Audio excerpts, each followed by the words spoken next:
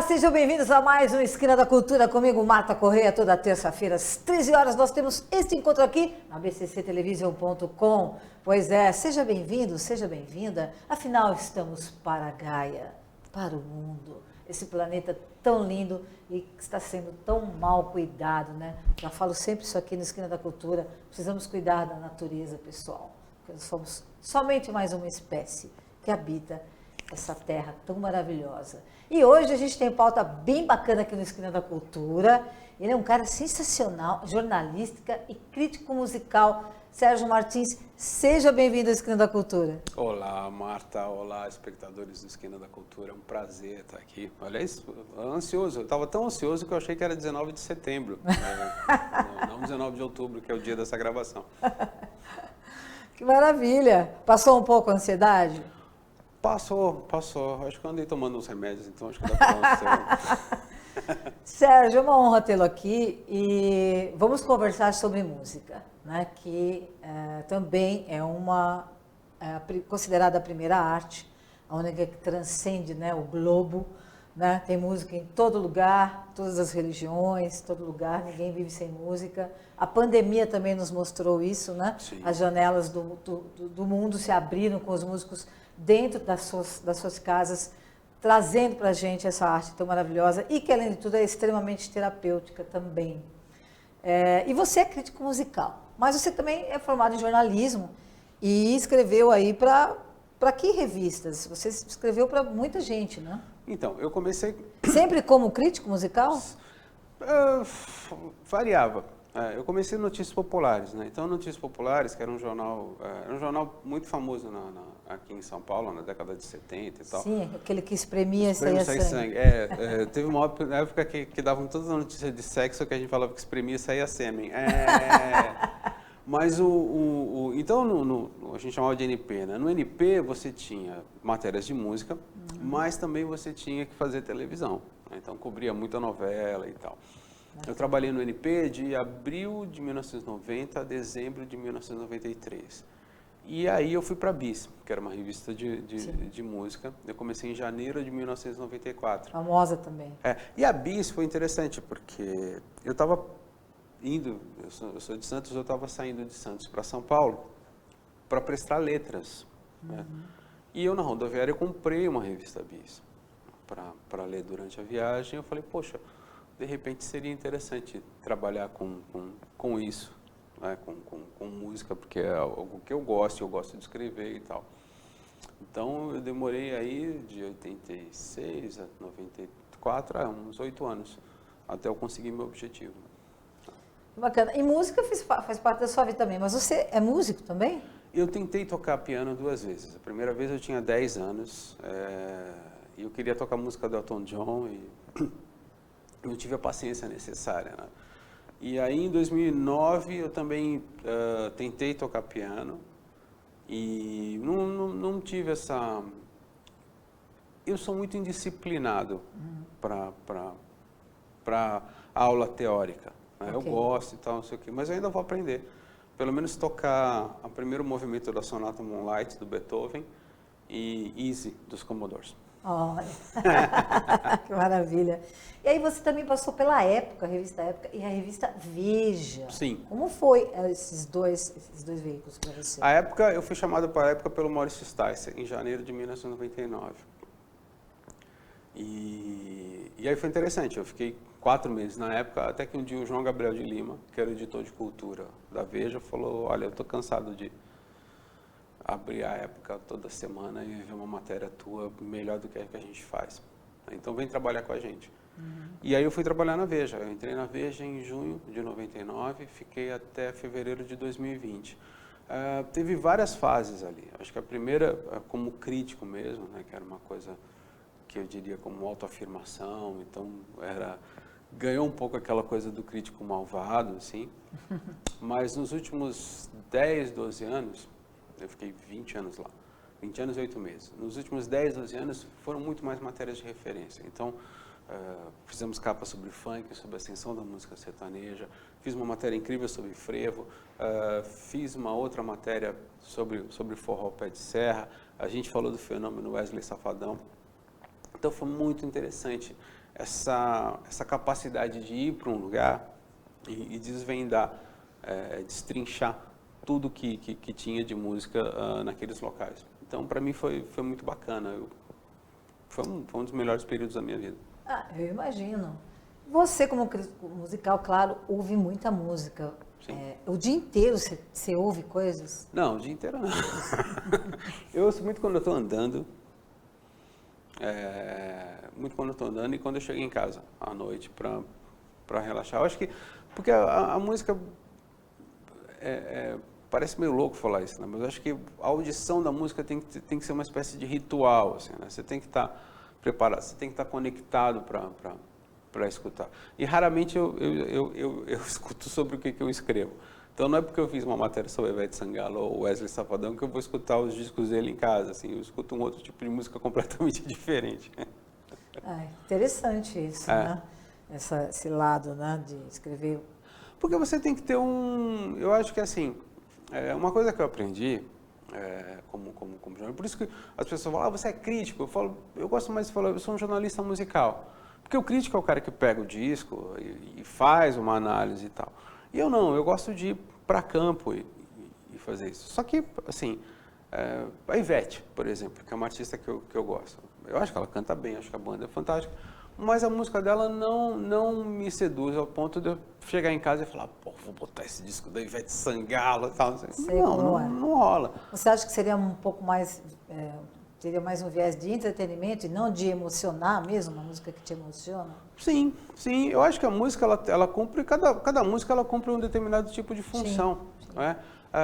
Se eu estou num carnaval de Salvador, ou se eu estou a fim de extravasar, eu não vou ouvir a 8ª Sinfonia do Bruckner, que é um compositor que eu gosto. Eu vou escutar Ivete Sangalo. Né? Eu fiz uma matéria muito legal na Veja anos atrás, que era justamente sobre a ascensão dos que era chamado bregas, né? Porque na minha época não era nem brega, era o que a gente chamava de cafona.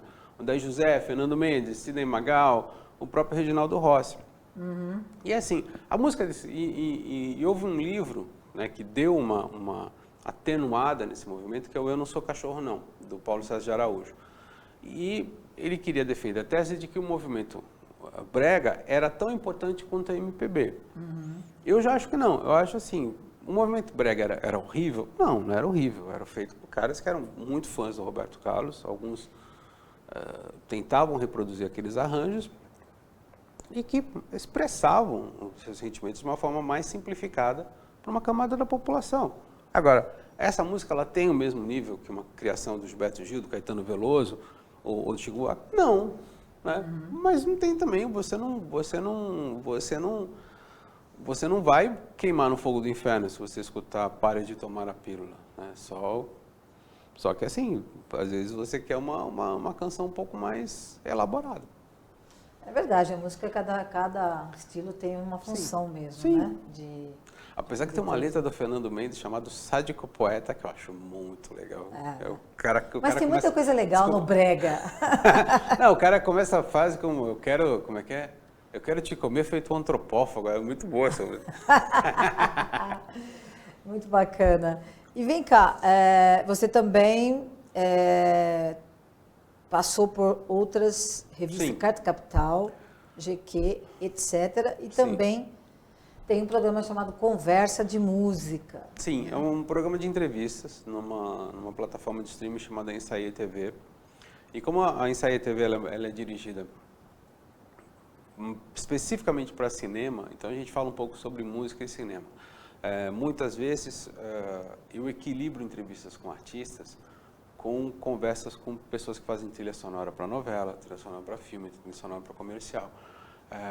Teve uma entrevista, por exemplo, com o Dado Villa-Lobos, que é o guitarrista da Legião Urbana, que ele falou especificamente sobre as criações dele para as séries, né? Ele faz muita série para Netflix, ou fez trilha sonora de filme. Porque imagina, você vai entrevistar o Dado Villa-Lobos e perguntar de novo, mas e o Renato Russo? Mas e aquela solo de guitarra em Ainda é Cedo? Não, a gente foi lá e perguntou sobre uma coisa diferente. Né? E o programa a gente fechou a primeira temporada com mais ou menos 54 episódios e conversou com muita gente. Qual a duração do programa? Cerca de 1 hora. Cerca de 1 hora. É lógico que, dependendo do convidado, né, o Guilherme Arantes uma resposta do Guilherme Arantes dura 20 minutos, né? Então a entrevista do Guilherme foi 1h30. Já tive a honra de entrevistá-lo, Já? sim, já. Ele fala. Ele é um gênio. Ele é maravilhoso. É. Nós fizemos um programa externo com ele. É né? mesmo? Estava se apresentando aqui no shopping em São Paulo, ali na Zona Leste, né? Ali no Aricanduva. Sim, Japericanduva. Nós fomos até ele. Ah. E ele é um gentleman. Ele é um... E nos cedeu a entrevista e fala, eu gosto de falar. E as teorias dele, né? Quando ele fala de Tom Jobim, ele começa a falar de rock progressivo, ele é sensacional. Ele tem uma cabeça muito diferente mesmo, né? Eu acho que todo músico, né? Inclusive há estudos na neurociência de que o cérebro do músico é totalmente diferente. Ah, é? Sim, você pode procurar, tem até no YouTube, pessoal. O corpo caloso é maior, enfim, eles encontraram nos músicos esse diferencial, porque nós trabalhamos com os dois hemisférios. Sim. Né? Então nós trabalhamos com lógica, com matemática, com tudo. E com as emoções, que é o que a música também traz pra gente. É muito interessante isso, né? E você também, nesse programa você entrevistou gente como Erasmo Carlos. Erasmo foi muito bonito. Foi legal? É, ele é fantástico, né? E você compõe também, é compositor? Já enveredou para isso também? Não, no máximo claro eu tive que como um grande escritor, no máximo eu tive uma banda de rock na adolescência, mas nunca cheguei por nada. Não arrisca compor? Eu acho que é pela mesma razão pela qual eu não dirijo, assim, né? Eu sou uma das criaturas mais atrapalhadas no trânsito que você puder ver, então... você estava falando tanto da natureza, né, de preservar a natureza, então em nome da preservação da natureza eu não pego num volante, né, porque senão eu posso bater numa árvore, alguma coisa assim.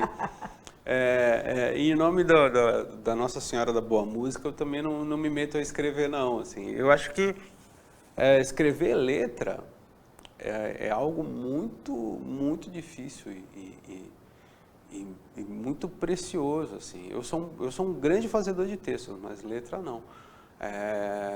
E é uma questão assim muito complicada para mim. Eu lembro que eu vi uma entrevista com aquele Leonard Cohen que fez Aleluia, né? Que todo mundo Aleluia, sim, Aleluia. Sim. E ele falou que ele demorou quase 1 ano para escrever essa letra. E em alguns momentos assim de desespero ele batia com a cabeça na parede para ver se saía alguma coisa, ou se era uma... Realmente. Eu escuto muitos dos compositores que vêm aqui no Esquina da Cultura, eu componho também, e acontece muito isso. Às vezes você começa a fazer uma letra e essa letra não sai. Tem música que demora 1 ano para sair aquela frase, aquela última frase, aquele último refrão que você está a fim de fazer. É muito louco. Então é muito louco. E às vezes a música vem na sua cabeça assim, ó. O famoso caso do Paul com Yesterday, né? Que ele sonhou Exatamente. Com a música inteira, né? Eu acho fantástico, assim. É muito legal. Eu vou chamar um comercial rapidinho, a gente volta já com você, e você que está aí, foge não, que o Esquina já volta.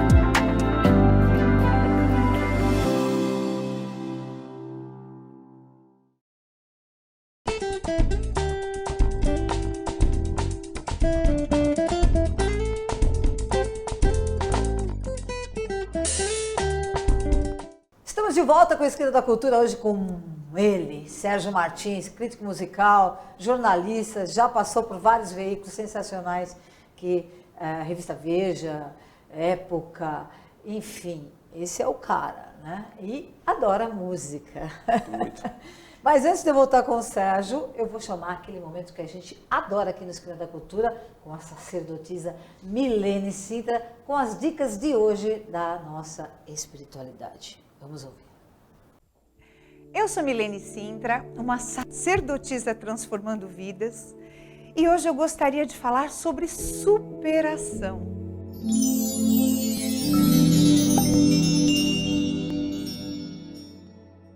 Olha que interessante, né?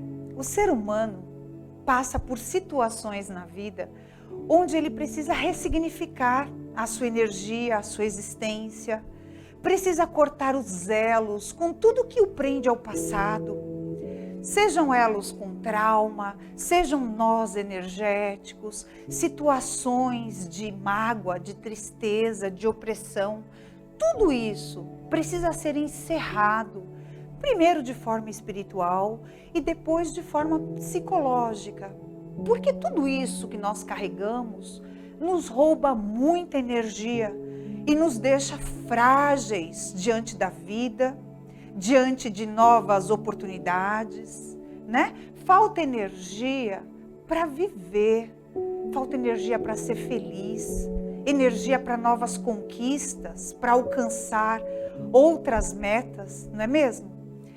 Então pense a respeito de tudo aquilo que você carrega e que não faz mais sentido para a tua vida. Se fortaleça espiritualmente, energeticamente, se posicione na tua vida. Eu sei que tudo isso dá trabalho e que não é tão simples ou tão fácil, mas é extremamente necessário para que você alcance os seus objetivos de vida, para que você se posicione na tua história e conquiste todos os seus sonhos.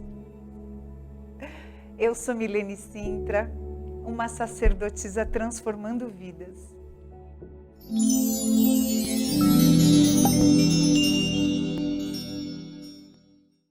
E depois dessas dicas sensacionais da nossa sacerdotisa, que eu amo tanto, Milene Sintra, muito obrigada por você fazer parte do Esquina da Cultura. Você sabe o quanto a gente ama você aqui. Obrigada, viu?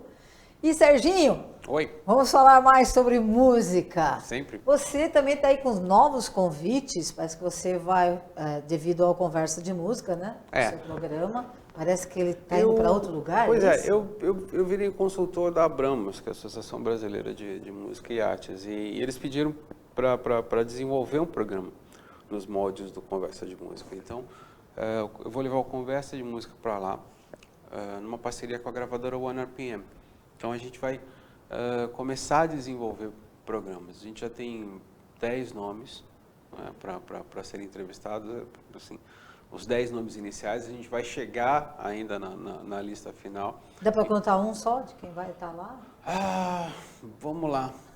A gente está tentando o Roberto Frejá, a gente está tentando o Jorge Ben, a gente está tentando o Fábio Júnior, a gente está tentando, né? Como diz aquela música do Kid Abelha, eu estou tentando. Né? Mas confirmados a gente tem uns artistas de funk, que eu acho um movimento muito interessante, assim. Vamos falar dele. Você gosta de funk? Gostar é uma palavra muito... Eu tenho umas coisas que eu acho interessante. O que é interessante para você, que é um crítico musical, no funk? A batida. Eu acho a batida incrível. Eu tive a oportunidade, porque assim, em 2012 ou 2013, se eu não me engano, eu fiz uma capa de funk para Veja. E eu tinha ido, no ano anterior, eu tinha ido a um baile da Furacão 2000. As pessoas que falam do funk, e obviamente o funk chega a ser invasivo, né? Passa no carro, tem que entender um pouco o que é você estar dentro de um lugar e você sentir aquele baixo no peito. Quando você sente aquele baixo no peito, a coisa pega. E eu acho muito legal o fato de que você trabalha com jovens que não têm o mínimo conhecimento musical, que não tem não tiveram a mínima educação e começam a criar batidas e aproveitar trechos de canções para criar suas músicas. Uma vez eu lembro que eu entrevistei o MCWM, por exemplo. O MCWM é um cara que baixou um programa na internet de como fazer mix e começou a fazer. É lógico que aí ele tem um talento, né? O que eu penso no funk em primeiro lugar, a matéria só nasceu porque tinha diminuído muito o volume do que eles chamavam de proibidão, que eram letras enaltecendo organizações criminosas ou falando de sexo de uma maneira bem complicada. E eu fiquei espantado, né, que eu sempre fico pensando assim, poxa, se essa garotada faz isso, né, com o mínimo do mínimo do mínimo, imagina se eles tivessem uma educação musical, imagina se eles tivessem conhecimento eu gosto muito de música erudita, então, sei lá, ouvir um Arnold Schoenberg ou um Luciano Berio, alguma coisa assim, para abrir os horizontes. Imagina o que esses moleques estavam fazendo. Ele traz essa linguagem das ruas, se ele encontrasse uma linguagem mais sofisticada. Isso eu acho legal no funk, né? E acho que, assim, dentro do funk surgiram grandes talentos. Eu acho que a Ludmilla, por exemplo, é um belíssimo talento. Sim. O show que ela fez no Rock in Rio é fantástico. A Anitta, embora eu tenha várias críticas hoje ao trabalho dela, mas a Anitta estabeleceu um novo modelo de negócio, um novo parâmetro que muitos dos popstars brasileiros não fizeram. Então isso me interessa. O funk como mercado me interessa muito. Eu vou a show? Não, não vou a show. O trabalho da Isa também, o que você acha? O trabalho da Isa a Isa ela se formou mais no soul funk jazz, assim, né? E usa muito o reggae, mas a Isa é uma cantora espetacular, né? Sim. Espetacular. Outra que faz elementos de funk, que eu gosto muito, que eu acho uma cantora muito bem equipada, digamos assim, é a Glória Groove. Né? Sim. Glória Daniel. Groove, Danielzinho, pô. Conheço o Daniel pessoalmente. É mesmo? Eu tenho uma prima que canta também, já passou por vários programas, que é a Angélica Sansoni, não sei se você ouviu falar. Sim. Ela fazia vários saraus na casa dela aqui em São Paulo e eu estava lá, né? Também, claro. Então eu conheci toda essa galera, Danielzinho, a mãe dele, A Gina. A Gina. Gina Garcia. Quem mais? Esse pessoal todo da Soul Music vai lá. Muito bom. Muito bom. O Daniel fazia... Paulinho Lima. O Daniel fazia uma voz do Chipmunk, né? Daquele desenho. Sim, Danielzinho é de um talento, né? Você sabe que eu sou amigo da Mônica Toniolo, que foi da Patotinha. E no aniversário de 15 anos da filha dela, eles convidaram o Daniel para cantar o tema da Bela Fera. Tá? E ele lá de smoking, né? Antes de estar montado. Tá? É muito legal. É muito legal. E a música... Eu queria te fazer uma pergunta que está na minha cabeça também, que é... Existe a diferença de cantor e intérprete? Porque tem muita gente que fala assim, cantar, todo mundo canta. Eu quero ver as pessoas interpretar a música. Existe essa diferença? Opa, acho que existe. Existem artistas que não eram nem grandes cantores em termos de afinação, mas que te emocionam de uma maneira que você não consegue nem explicar. Se a gente for analisar tecnicamente, por exemplo, você pega uma cantora como a Billie Holiday. A Billie Holiday é o que muita gente falava, uma cantora de voz pequena. Sim. Ela não tinha tanto alcance, mas o que ela conseguia fazer com a voz dela é impressionante. A Cássia Eller, para muitas pessoas, a Cássia Eller... falar dela. Podia ser uma cantora desafinada, porque a Cássia Eller, para usar um termo que está na moda hoje, semitonava algumas vezes. Sim. Mas a emoção que ela colocava ali na música era impressionante. Né? Agora, tem pessoas que são cantoras e intérpretes. Né? Elis Regina, por exemplo, não tem falha. Né? Não. Elis ainda, na minha cabeça, continua sendo uma super referência, talvez. Acho que uma segunda Elis, difícil, né? Jamais. Esquece. Singular, única. Não vai ter um novo Pelé, não vai ter um novo Beethoven, não vai ter uma nova Elis Regina. Eu gosto de falar, né? Dizem que os argentinos, sobre o Carlos Gardel, né, que é o grande astro do tango, falam que o Gardel canta cada vez melhor, né? Até hoje. A Elis também, Elis Regina canta cada vez melhor. Apesar que a minha predileta mesmo era a Clara Nunes, mas é a Clara Nunes, né? É mesmo? Um trabalho sensacional também. Putz, era fantástico, né? E era incrível, né? Porque a gente que era moleque nos anos 70 e ela vinha cheia de guia, de banda. É um negócio bem toda de branco. Diferente. Hoje não passava, não. Eu acho que não também. Em algumas emissoras, né? Jamais, né? São pessoas que a gente também fala no meio musical que tem uma voz, que tem uma identidade. Sim. É isso, né? Sim. Você ouve e fala, essa pessoa é tal pessoa. Então, aí eu acho que tem a ver muito com o intérprete. Tem, né? lógico. Essa identidade. É por isso que eu fico muito chateado com o pop da atualidade, porque virou tudo virou toda uma fábrica de pão, né? Sei lá, Katy Perry é igual a Dua Lipa, linha que de é igual produção. a Britney. É a linha de produção. Você não tem uma voz que se destaca. Tipo assim, Roberta Sá, Roberta Campos, você não sabe quem é quem. A voz não tem essa identidade que eu tô falando. Não tem. São duas artistas muito boas, assim, Sim. mas elas não conseguiram Não tô dizendo isso. Não, eu sei, mas elas que não há uma identidade ali. Não conseguiram formar uma identidade. A própria Marisa hoje a Marisa tem uma identidade, mas eu lembro quando a Marisa surgiu, estamos falando em 1989, a Marisa era muito identificada com a Gal Costa, por exemplo. Depois a Marisa foi achar o caminho dela. Inclusive o disco Mais de 91, que é um disco de repertório 90% autoral, aí sim a Marisa começou a ter uma cara. Hoje em dia...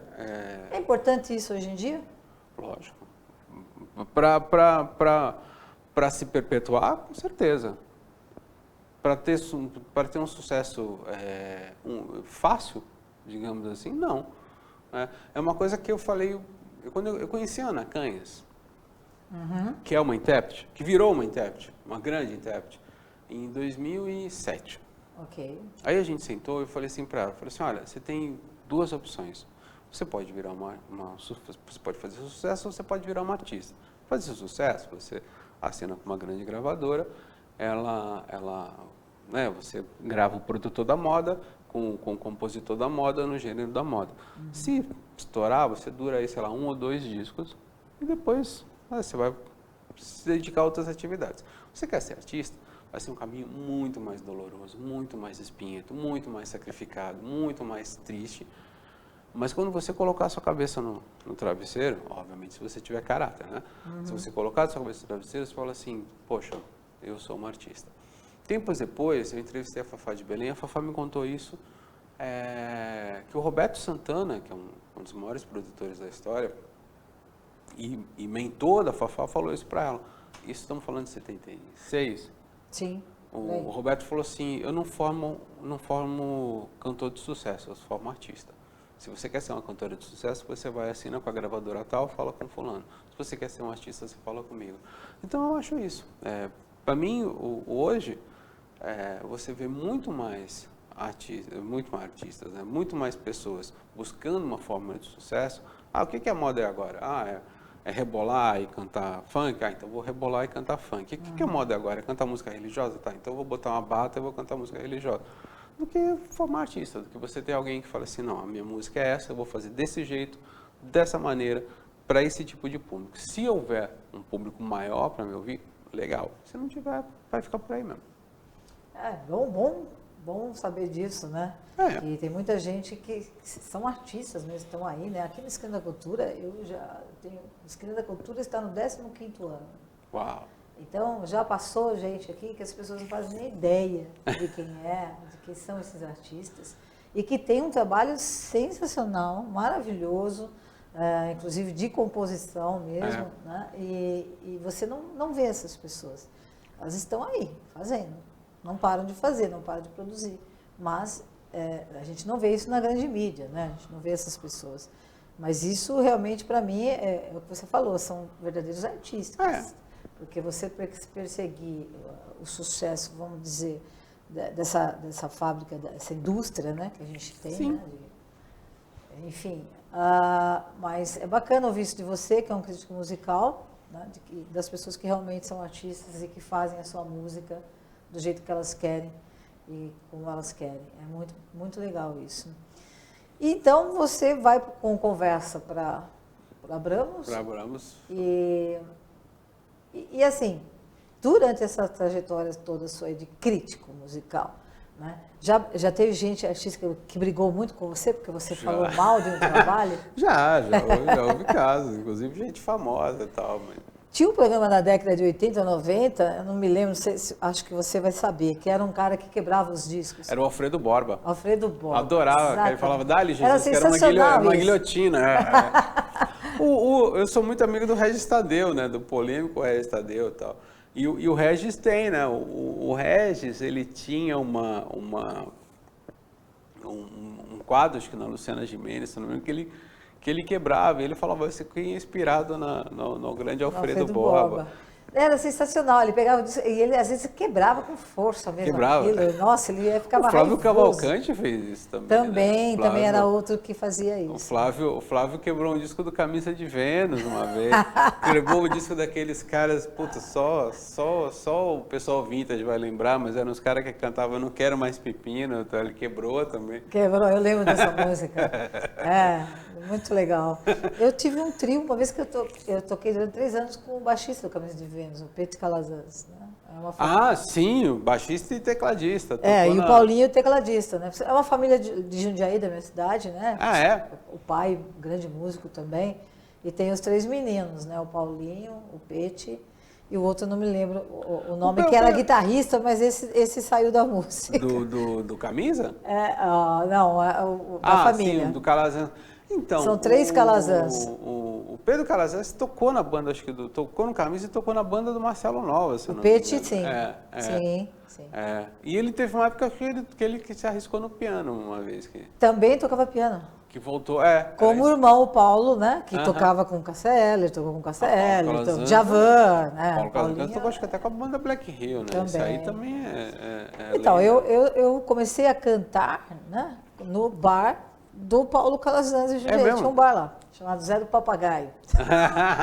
E a gente ia tocar, ele me acompanhava no piano, eu cantava, já tocava violão na época, mas eu ia lá para ele me acompanhar. Né? O bar faz falta, né? O bar é uma coisa que a gente coloca para fora as emoções, né? E muita gente fala assim, nossa, mas você canta na noite ainda, né? E você sempre cantou na noite. A noite é uma coisa desgastante, tem cachaça, tem não sei o que. Eu falei, então, eu nunca bebi. Fui beber vinho pela primeira vez com 40 e poucos anos. Entendeu? Então, eu tomava suco de laranja, essas coisas. Não acredito que você está no bar cantando, não está tomando nada. Não tomava, realmente não tomava. Mas eu acho incrível na noite, né? Porque eu acho que a noite é uma grande Você acha que é uma grande escola? Porque há muita crítica, né? Muita gente critica o cantor da noite, que ele vem com vícios. Que vícios são esses? A noite é a escola, né? Sim, pode ter vícios, mas o cara que tiver personalidade se encontra. O Roberto Carlos foi cantor da noite. E o Roberto Carlos começou imitando o João Gilberto. A Ana Canhas cantava na noite, a Ana Canhas cantava no Barreto, a Marília Mendonça cantava na noite. A Marília Mendonça tinha 14 anos, rodava os botecos de Goiânia para sustentar a família, né? Para sustentar a mãe, na verdade, morava ela e a mãe. Eu acho que assim, você tem esse problema, você tem essa coisa do vício, do jeito de cantar. Às vezes você absorve o maneirismo da música, até para ser mais escutado, mas depois com o tempo você vai pegando a tua personalidade, né? Tem uma história ótima, né? Você estava falando assim, essa coisa de vício, não tem nada a ver com a noite, mas reza a lenda que quando o Roberto Carlos imitava o João Gilberto, o Carlos Imperial gerenciava, o grande Carlos Imperial, foi jurado, vereador. Sim. Foi maravilhoso. Personagem numa época que ser canalha era uma qualidade. Né? Era. E ele era muito canalha.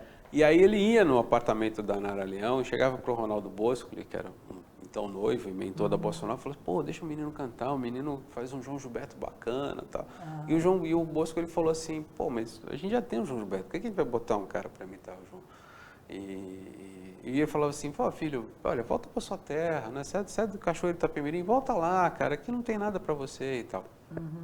Passou um tempo, o Roberto virou quem era, e chamou o Bosco para escrever o texto, né, dos shows. Até morreu, o Bosco ele escreveu todos os textos dos shows do Roberto Carlos.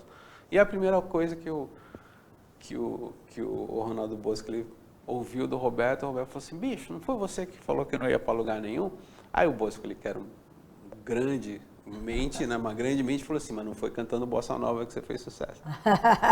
Que é isso? Eu acho assim, você pode absorver inicialmente uma influência de João Gilberto ou de uma Elis, né, que Sim. todo mundo canta como nossos pais, aí eu posso muito, mas com o tempo você vai criando a sua personalidade. Cantando com a sua identidade, com a sua personalidade. Eu prefiro a questão do barzinho. Maria Gadu, por exemplo, também foi... Cantei na rede que ela cantava. Ah, é? Então...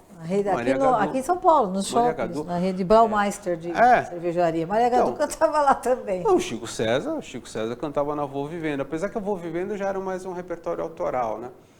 Mas com o tempo você vai desenvolvendo. Eu prefiro o cantor de barzinho ao cantor do YouTube. Hoje, o que as gravadoras estão fazendo? As gravadoras, isso é fato, eu já falei com 3 presidentes sobre isso. Os gravadores, toda sexta-feira, o cara tem uma reunião e fala, esse aqui tem não sei quantos milhões de acessos no YouTube, vamos contratá-lo. Tanto que uma vez eu fiz uma matéria, dá até para falar gravadora, foi a Sony Music, contratou uma menina que ficou famosa porque cantou uma música no enterro, no velório daquele comediante Paulo Gustavo. Tá. Eu entrevistei essa menina. Ela nunca fez um show na vida. Ela nunca assistiu a um show. Ela tinha 15 anos na época. Como é que você, por mais talento que ela tenha, e ela tem, como é que você vai desenvolver um estilo? Como é que você vai desenvolver o teu repertório? Como é que você vai saber se isso vai funcionar ou não? E quem canta na noite, isso é muito interessante, né? Funcionar ou não. Uma vez eu entrevistei o Michael Sullivan, que é meu amigo pessoal. Grande Michael. E o Michael falou, o Michael cantava na noite e o Tim Maia ainda não era nada. E o Michael ficava entre um sucesso ou outro, né, de Jovem Guarda, de música romântica, ele colocava as músicas do Tim e ele falava, Tim, essa aqui vai funcionar. Essa aqui eu tô tocando, as pessoas estão cantando juntos, estão pedindo e tal. É isso. Agora, vício? Eu acho a noite uma grande escola e também um termômetro mesmo para você saber da plateia que está ali, o retorno, se você realmente consegue trazer as pessoas para você, né? Sim. Abduzi-las para a sua música. Sim. Então eu acho que quando falam que a noite traz vício, eu falo assim, tudo bem, pode ser, mas eu prefiro o cantor da noite também. Eu acho a noite o ao vivo e a cores. Eu acho a noite do cacete, porque assim, com todo respeito a quem vai a bar e tal, não sei, mas é o público mais mal educado que existe. Porque você está cantando, o cara está bebendo, o cara está falando alto, o cara está discutindo com a mulher. A própria Ana Kenz uma vez falou, o que eu vi de mulher, de executivo, pegar o marido com a amante lá e se pegarem no meio da mesa, e eu lá cantando e tal. E te dá essa cancha também de você saber manejar a plateia e de você também... Você conseguir, como diz o Guilherme de Brito, né, conseguir fazer uma manobra ali contra qualquer adversidade. A noite é fogo. É sensacional, é sensacional. É muito legal. E é muito legal quando você consegue mesmo fazer esse público que está ali bebendo, está ali para outra coisa, não para assistir o seu show. Mas quando você consegue isso, né? Eu tenho uma voz que eu consigo fazer isso. Sim, sim. Então, assim, a minha interpretação é uma coisa que eu consigo trazer a pessoa ali comigo, né? E todo mundo fala, poxa, mas dá vontade de ir lá falar com você. Legal isso. Aí tem aquela coisa, né, da reza a lenda que tem cantores, intérpretes que tem o canto da sereia, né? Que te hipnotiza. Isso aí, meu. Clara Nunes tinha o canto da sereia. Claro. Cássia Eller tinha o canto da sereia. Tinha, porque hipnotizava a gente. Você fica assim, nossa, o que é isto, né? A Cássia é um fenômeno, né? A Cássia é um fenômeno. A Cássia tem uma história da Cássia Eller que eu nunca vou me cansar de contar e nunca vou me esquecer. A Cássia fazia backing vocal. A Cássia participou daquelas oficinas do Oswaldo Montenegro em Brasília. Ok. Né? E essas oficinas eram dirigidas pela Madá, que foi mulher do Oswaldo, né? E sempre foi o braço direito dele. E uma vez a Cássia deu uma nota mais alta. E a Madá, por 2 vezes, perguntou quem é que tinha dado aquela nota. Aí na 3ª vez ela falou assim, eu não vou brigar, não vou fazer nada, por favor, quem deu essa nota? Levanta a mão. E a Cássia levantou a mão. E a Madá falou, isso é lindo. A Madá falou, menina, você não nasceu para ser coro. Você nasceu para cantar aqui na frente. E é isso. É isso aí. Serginho, eu ficaria aqui um ano falando vamos marcar com outro, você. então. Para já. Vamos marcar outro. Vamos fazer uma minissérie com o Sérgio Uma vez por mês a gente bate papo. Por que não? Você está convidadíssimo. O Esquina da Cultura vai amar. A gente aqui da BCC também. Então vamos encerrar esse primeiro capítulo. E Serginho já está prometendo aqui. Isso é promessa, hein? É promessa. Aqui, que vai voltar já o mês que vem para a gente ir para o segundo episódio. Sim, eu sou Ariano Sangue Ruim da Bacia do Macuco de Santos. Pode ficar tudo bem. Ai. Serginho, foi uma honra tê-lo aqui, mas uma honra mesmo. E assim, além de grande crítico musical, entende pra caramba de música, jornalista de primeira, é um ser humano muito bacana. E foi assim, muito gostoso ter você aqui. Até a viu? próxima. Até fico emocionada. Há pessoas que vêm para o Esquina que se tornam sócios. É mesmo? E me emocionam sempre, né? Você é um outro depois sócio vou aqui. querer até uma consulta espiritual depois. Por que não? Música transcende o planeta, sim. música está no universo, né? Podemos fazer isso também. Serginho, mais uma vez, muito obrigada. Obrigado, Marta. Obrigado a todos. Até o próximo episódio. Com certeza. Com Sérgio Martins, Esquina da Cultura. Eu aproveito e me despeço de você que está sempre conosco. Lembrando que terça-feira que vem, às 13 horas, temos mais esse encontro aqui na BCC Television, nesta esquina onde tudo acontece, dentro da nossa diversidade, desse país tão maravilhoso, na cultura que é o Brasil. Beijo no coração de todos. Tchau.